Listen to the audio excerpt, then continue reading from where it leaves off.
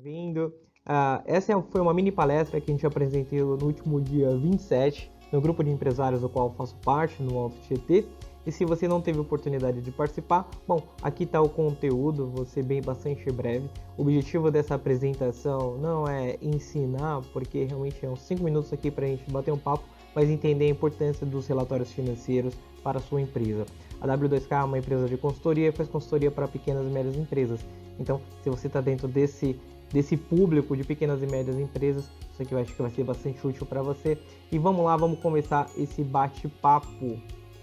Então, o primeiro passo é entender como que você está dirigindo a sua empresa. Se você está dirigindo a sua empresa olhando somente as suas vendas, é como você está dirigindo uma estrada à noite olhando o velocímetro. Você não tem uma visão de nada. Quando você faz gestão de fluxo de caixa, é como dirigir numa estrada com farol baixo. Você não vê muito distante. Com a gestão de competência, você vai conseguir olhar um pouco além. Mas implementando algumas práticas de governança corporativa, você vai ter mais claridade, transparência e visibilidade para poder fazer uma boa direção do seu negócio. Essa é a provocação que eu quero fazer e mostrar principalmente a diferença entre fazer gestão de fluxo de caixa e fazer gestão por competência. É uma bastante simples, mas eu trouxe aqui 2 casos reais, até para que você consiga entender. Esse é um caso real de uma companhia aérea, a qual, entre o ano de 2015 e 2017, ela estava passando por um período bastante difícil e ela teve prejuízo nos 3 anos. Então, como você imagina que uma das maiores companhias aéreas do Brasil sofre um prejuízo de 3 bilhões, né? Quase metade da receita de 8 bilhões que a empresa teve, ela teve de prejuízo. Acontece, então todas as empresas elas passam por momentos difíceis e isso não é diferente em grandes empresas. Alguns pontos que eu quero chamar a atenção para esses dados, que são dados públicos, não tem nenhum segredo de indústria, essas informações você pode encontrar no site de relação com investidores da própria empresa. É o seguinte: no ano de 2015, por exemplo, essa empresa teve uma receita líquida de 8 bilhões de reais e um prejuízo de 3 bilhões de reais. 2 pontos que chamam bastante atenção. Ela teve um lucro bruto de 977 milhões, então assim, muito pequeno relacionado ao tamanho da receita, significa que a sua margem está muito baixa. E ela teve um prejuízo operacional de 578 milhões. Isso é muito ruim, porque significa que a empresa ela é inviável, né? Uma empresa que tem um resultado operacional negativo, ela está inviável. Aquele negócio ele não vai ser sustentado no longo prazo, independente do prejuízo aqui do resultado positivo ou negativo no final, líquido. E ela deu um resultado líquido aqui de 3 bilhões, realmente é uma perda muito grande.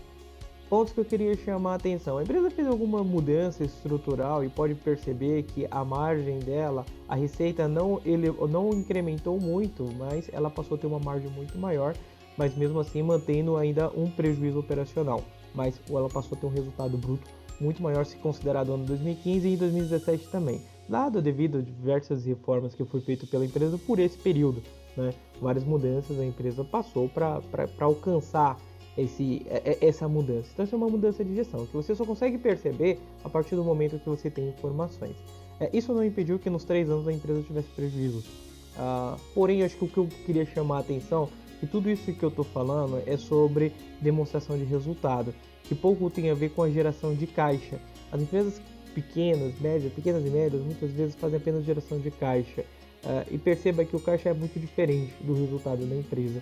Nesse primeiro ano, por exemplo, apesar de um prejuízo imenso, o prejuízo do caixa da empresa, né, mas o desembolso de caixa da empresa foi de 985 milhões de reais, seguido de 100 milhões no ano seguinte, e depois ela passou a ter geração de caixa, ou seja, nesse momento aqui, a empresa está gerando caixa, ela está recebendo mais do que as suas despesas, vou assim dizer.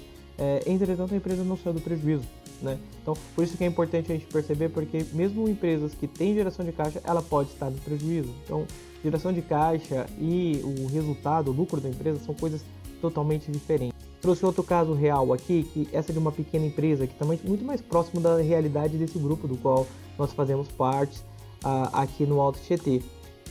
Pequena e média empresa muitas vezes faz sua gestão baseado muito no fluxo nas vendas, né? Então assim, olhando somente as vendas dessa empresa, por exemplo, poxa, o que a gente toma de decisão a partir disso? Muito pouco, né? O que a gente percebe é que teve um movimento bacana entre 2016 e 2017, que a empresa faturou muito mais, né? Faturar muito mais não significa muita coisa. Perceba que essa empresa, e esses são dados reais dessa empresa, no mesmo período aqui, na mesma evolução entre 2016 e 2017, apesar de ter aumentado muito o faturamento, o resultado bruto operacional mudou muito pouco, né? Incrementou um pouquinho. A empresa diminuiu muito as suas margens. Ela passou a vender mais, mas vendendo com uma margem menor. Então, no final das contas, isso não vai trazer lá grande vantagem para a empresa. Essa é a leitura que a gente tira daqui. Por isso que é importante que a gente comece a entender um pouco mais os números da organização. Uma vez que a gente coloca todas as outras despesas administrativas e as despesas operacionais, a gente percebe que o resultado operacional dessa empresa é bastante modesto, né? Uma empresa que faturou, por exemplo, R$1 milhão, sobrou ela teve um resultado aí de R$65 mil. Realmente é um valor pequeno, mas considerando o mercado faz sentido, né? Ela precisaria aumentar muito aí o seu resultado para poder ter resultados mais expressivos. A gente trouxe aqui também uma linha chamada de EBITDA, só para fazer uma alusão, porque a ideia aqui não é realmente conceituar a EBITDA, mas dentro dessa empresa, dada a sua natureza, despesas como depreciação ou juros, elas são bastante insignificantes. Faz com que o resultado operacional dessa empresa e o resultado de um EBITDA, ele se aproxima muito, né? Isso por conta da forma como foi construída. Tem um detalhe muito maior, um detalhamento muito maior na construção destes números. Um ponto importante também é aquilo que é não operacional. Assim como a outra empresa teve um resultado, o resultado operacional com um prejuízo de 500 milhões e um prejuízo líquido de 900 milhões, essa diferença está no resultado não operacional. E pequena e média empresa também sofre com isso, né?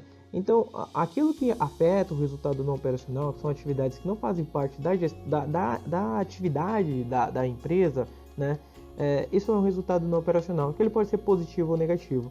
Então perceba que essa empresa aqui, apesar dela ter tido um lucro operacional de R$10 mil, que mostra que a empresa ela é viável, né? Acho que essa é a melhor leitura para falar em relação ao lucro operacional, é a viabilidade da empresa.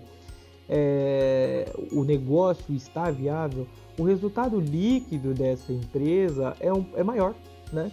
Por quê? Porque ela teve atividades não operacionais que gerou um salto positivo na conta da empresa. Isso é bastante interessante, né? Porém tem que se tomar cuidado, porque se tivesse um prejuízo aqui, muitas vezes isso acaba mascarando a real viabilidade da empresa. Então, se você está tendo resultados operacionais muito expressivos, não operacionais muito expressivos, você pode mascarar a viabilidade da empresa, por conta de que o negócio em si já não é mais viável. Então, prestar bastante atenção com isso. E outro ponto que eu gostaria de trazer aqui, chamar a atenção, é a questão do caixa. Então, tudo isso que a gente falou, toda essa parte, a gente está falando de uma gestão de competência que me permite gerar uma demonstração de resultado e saber qual que é o lucro e a viabilidade desse negócio. Isso muito pouco tem a ver com caixa, né? Então perceba que o saldo do caixa, eu não estou falando aqui de geração de caixa, mas o saldo do caixa da empresa apesar de ela ter gerado R$36 mil em resultado, ela estava com saldo negativo de R$1.000, né? No início do ano eu não tenho aqui o movimento da geração de caixa, mas não foi nada muito diferente disso. Então ela estava com saldo negativo de R$36 mil. Perceba que no ano seguinte a empresa teve um lucro de R$43 mil. Só que o caixa aumentou R$66 mil, né? Então de menos 1 para 66, na verdade ele aumentou R$67 mil. Ela gerou muito caixa durante o ano de 2017. Apesar de ter gerado R$67 mil de saldo a mais não caixa, isso não significa que o lucro foi de R$67 mil, né? O lucro foi de R$43 mil. São conceitos e que é importante tomar atenção, e são coisas bastante diferentes. Da mesma forma, no ano seguinte, a empresa aí teve um decréscimo do caixa, mesmo tendo lucro, o caixa houve um decréscimo, porque o saldo caiu, né? Então, isso se dá por diversas razões. A mensagem que eu quero deixar aqui no final é que o saldo do seu caixa, o resultado que tem no seu banco, não significa que a sua empresa está dando lucro ou prejuízo. Espero que você tenha gostado desse conteúdo. A gente faremos outras apresentações nesse grupo de negócios. Se você não tiver a oportunidade de participar, tenho certeza que você vai poder assistir esse conteúdo aqui depois e ficar informado. Espero que você tenha gostado e deixe seus comentários, críticas, sugestões, reclamações, qualquer coisa que a gente tenha feito errado. Muito obrigado!